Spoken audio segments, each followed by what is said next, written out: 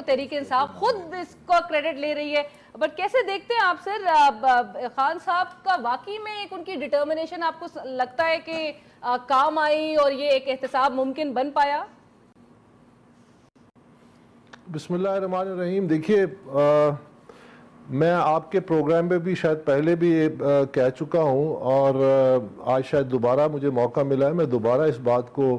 کہہ دیتا ہوں کہ ایک تو یہ کہ میں نے جنرل صاحب کی بات سنی, انہوں نے کہا جی کہ کوئی بھی سیاستدان ہو, کوئی بھی پاورفل ہو, کوئی بھی کسی عہدے پہ ہو, وہ احتساب سے بالا تر نہیں ہونا چاہیے چاہے اس کی فالوئنگ ہے یا نہیں ہے. میں اس سے لیکن ہمیں یہ طے کرنا ہے کہ کیا یہ احتساب ہو رہا ہے یا ایک خاندان کو ٹارگٹ کیا جا رہا ہے, یا کسی سیاسی مقصد کے لیے ایک عمل ہے جو پچھلے 2 سال سے پاناما کے نام پہ جو اور عوام کے سامنے جو شواہد ہیں, آج جو سوشل میڈیا کا دور ہے, اور یہی وجہ ہے کہ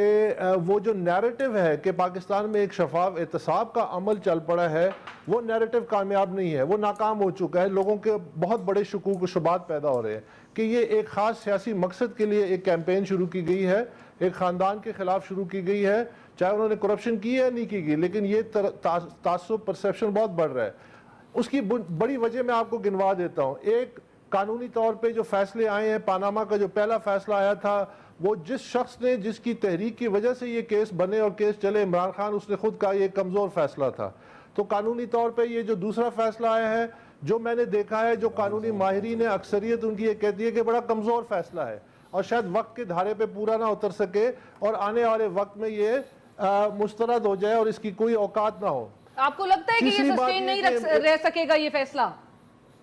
میرا بالکل یقین ہے کہ یہ فیصلہ وقت کے دھارے پہ نہیں اترے گا. یہ ایک مہم جوئی کا حصہ ہے, اور جب یہ بڑی عدالتوں میں جائے گا اور وقت جب بدلے گا اور سیاست جب بدلے گی تو یہ فیصلہ بھی بدل دیا جائے گا اور اس کو ختم, میری ذاتی رائے میں جو میں نے سنا ہے. لیکن میں آپ کو اہم بات کرتا ہوں. دیکھیے عمران خان کا آپ نے کہا کہ وہ کرپشن کے خلاف کریڈٹ لینے